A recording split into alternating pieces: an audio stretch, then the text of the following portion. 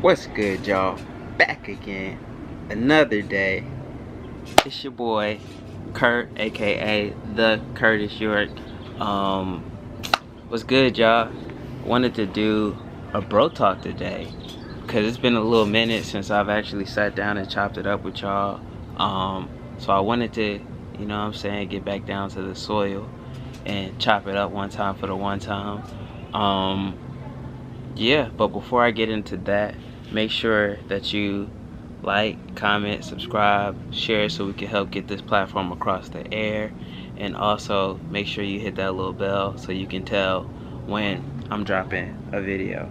Now, today, what's been on my mind actually, and what I want to holler at y'all about, man, is confidence. And the reason it came up, I have a frat brother, what I'm saying? I'm not gonna mention his name, but he's always hitting me up, asking me about fashion tips or what to wear or things like that. And so I figured I'd just do an evergreen video, man. Keep it generic. Obviously, I'm not gonna put him out there. What we talk about is what we talk about. That's our business. But I do feel like this would help a lot of people, not just him. So I had to do it. Basically, guys, if you go online and you try to, let's say dating, for example, if you look at a dating, any one of these dating gurus or whatever the case, whatever you want to call them, what they often reference is confidence. They talk about how you got to be confident, you got to have confidence, confidence, confidence, confidence. Or if you watch any sales trainings, because I have a sales background, then they constantly tell you about confidence, confidence, confidence. But a lot of people don't tell you where confidence comes from and how to get confidence. So a lot of people go on this never-ending journey, circling around, chasing their tail, trying to figure out how to be confident. And honestly, confidence comes from competence. Confidence comes from competence. I'm gonna say it again. Hit my Umar Johnson bag. He is good for repeating himself. Confidence comes from competence. And what that means is, in order for you to be confident, you have to be competent at something, meaning you have to know what you're doing. Confidence comes from knowing something. And, the easiest way to build up your confidence and to be a confident person is to find something that you're good at. And if you don't know anything that you're good at, pick up a hobby or start something small. A lot of times people are good at things and they just don't assume that that counts. You know what I'm saying? So, for example, Pokemon cards. A lot of people may be very, very, very knowledgeable about Pokemon cards, but because Pokemon cards may not necessarily seem attractive or sexy or cool, a lot of people won't look at that as something that they're competent in. Or video games, what I'm saying? A lot of people play video games and people are constantly bashing video games, and so people don't feel like that they can say that they're competent in video games. But the thing is, once you realize that you are competent in something, then that's what you want to leverage and reference. Because at one point in time, you didn't know how to play a video game. You weren't good at a video game. One time you didn't know anything about Pokemon cards, and really it could be anything. It's like, at the beginning when you started out, you didn't know everything or anything about that particular subject, but over time, as you stayed and you invested into it, you learned more and more about it. So you play one video game and you master that video game, and then you play another video game and you master that video game, and then so on and so forth. That means you learn how to do something at a high level, which means that if you learn how to do one thing, you can learn how to do anything, because it's a process. The learning is a process, and the way that you learn something is through trial and error. You do something, you fail, you go back and try it again, you fail, maybe you get a little better, and you do it, you do it, you do it, you do it, until eventually you reach a level where you are competent in that subject. Now, confidence, it comes from inside. It comes from accomplishing and knowing that, hey, I've done this. If I've done this, then I know I can do this. You have to put in the work, and you have to be willing to learn, and you have to be willing to be humble. But that confidence comes from inside, and that's not something that you can buy. That's not something that you can, you know it has to come from inside. It's not, confidence isn't something like, you may feel confident temporarily when you put on an outfit and you feel cool, that helps. But even if you don't have on an outfit that's fly or whatever the case may be, you still need to be confident. So for example, a lot of you may know, I share this story quite often.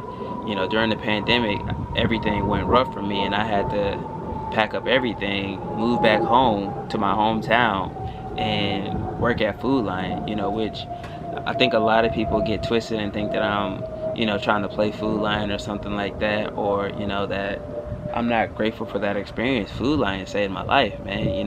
There was, it was Food Lion, gas station, or whatever other means of employment I could find at the time, you know what I'm saying?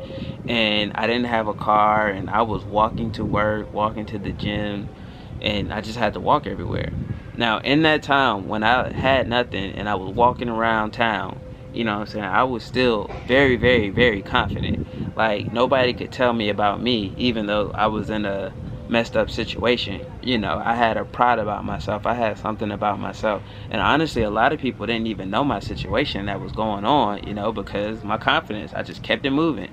I'm just working at Food Lion until, because there's nothing else to do right now. It's a pandemic, So, I mean, even when I was living at my uncle's house on a futon bed with a door that didn't really lock or close all the way, I was still very confident. I still had women coming over and visiting, which, I'm not saying that to be facetious or to brag about having women, because that's not what I'm saying. But what I'm saying is, in that moment when I had nothing, I was still very, very confident. I had no car, no anything. I didn't have clothes like that. I had, I don't know, whatever I could pack up from when I got evicted, which, that's a whole nother story that we may talk about.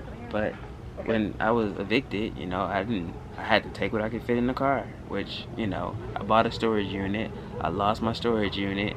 So I really didn't have much of anything. But I knew in my mind that this was only temporary. I'm going to be back on my feet.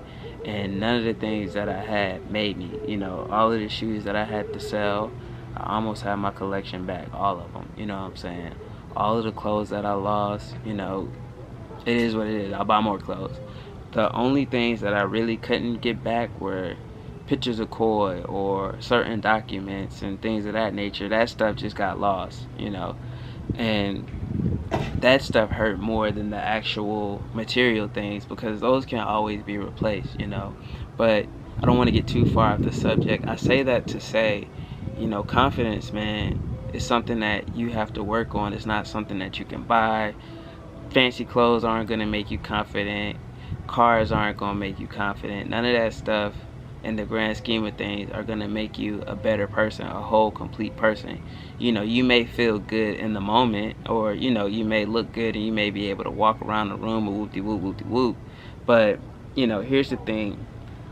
Having clothes or having cars and shoes, it's like, let's say you have a building, you know what I'm saying? And you have a very nice building in a very nice neighborhood, pristine neighborhood. Let's say if you in Charlotte, let's say the South End area, or by South Park specifically. Or, just for everywhere, let's make it general, the nice areas of Hollywood or Madison Square in New York. Not Madison Square, but whatever the nice area is in your neighborhood or where you live, the nice area. You have a very, very, very nice building. The outside, the retail space is very high priced. The market value is very high, but when you walk in, there's nothing. You know what I'm saying? There's nothing. It's just a hollow shell of a very, very, very gorgeous building that serves no purpose other than being a retail space. Not even a retail space, because it's not selling any product, just being just holding value. And that's what it's like when you have on nice things, but you're inside, you don't have it in you. You may be able to get a bad woman, you may be able to get into those meetings, you may be able to have friends, but once you open up your mouth and you start talking to these people, then your lack of confidence is going to ooze out. They can see it, they can smell it, you know what I'm saying? They can just tell, all right, something's off. Yeah, this person is fresh, they look the part, but on the inside, something's missing, you know?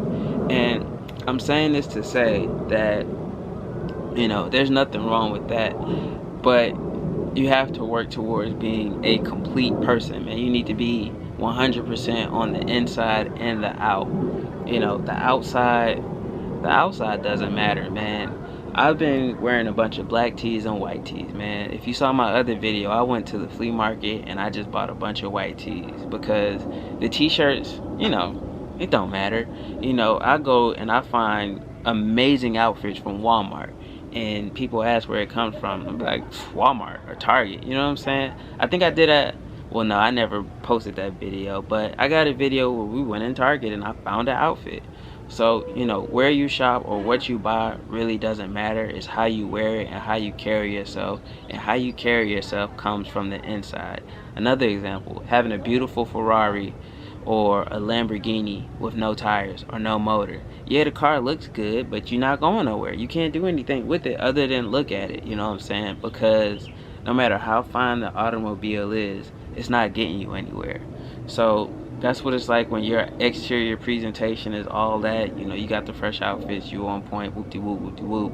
But when you open your mouth, you can't carry on a decent conversation, or you don't know what's going on in the world, or you're lacking that confidence. You know, it's not the complete package. And what you always want to make sure is that you are the complete package. So that's my soapbox. That's what I got. That's the bro talk, man. And honestly, you know, I wish that people told me that, and they sat me down and they shook me and they made me understand that, hey, you know, what you have on the outside, it means nothing. You know, all that matters is how you feel. Do you feel like you're a confident person? If not, then you need to do this. This is what's going to get you on the path and make you a confident person. You know, if you don't know how to sell, then pick up some sales training videos, watch them, and then go out and practice. A lot of times, you know, you'll watch something and you think, oh, well, if I watch it, then I got it. No, you need to actually go out there and actually practice. You know, you need to go out there and talk to women. You need to go out there and get some skin in the game. Yeah, you're going to get rejected. Yeah, you're going to go through some bumps and bruises. But every time you do that, your skin gets thicker and you learn more and you get better. You know, it's just trial and error. A lot of people never try because they have very fragile egos and they think that if they get rejected, it's the end of the world. You know, in sales, you go through. When I first moved up to Charlotte, and this is my last story. When I first moved up to Charlotte, I was working at a logistics company, TQL. And what they did was they booked routes for truck drivers. And so when I was working there, you know, I was making like 1,000 calls a week, 1,200 calls a week, 1,500 calls a week. Like, I was in there breaking records my first or second week because I had a background of calling people about houses and getting rejected constantly, getting cursed out, getting called the worst things in the world because people didn't want to sell their houses, or people felt like I was getting over on them. So overcoming those objections, calling truck drivers that need money, it was nothing. So I was smashing records. I was like the rookie of the week for like 3 weeks before I ended up leaving and doing something else. So, you know, getting rejected, getting forged through the fire, you know, sometimes it works. You know, it depends on how you react. Some people, they fold up and they break. Some people see this as motivation and inspiration to do better. So be the latter, not the former. And on that note, I will holler at y'all once again. Make sure you like, comment, share, subscribe, the whole nine. Hit that little bell so you can tell when I drop these videos. And I will holler at you on the next go round.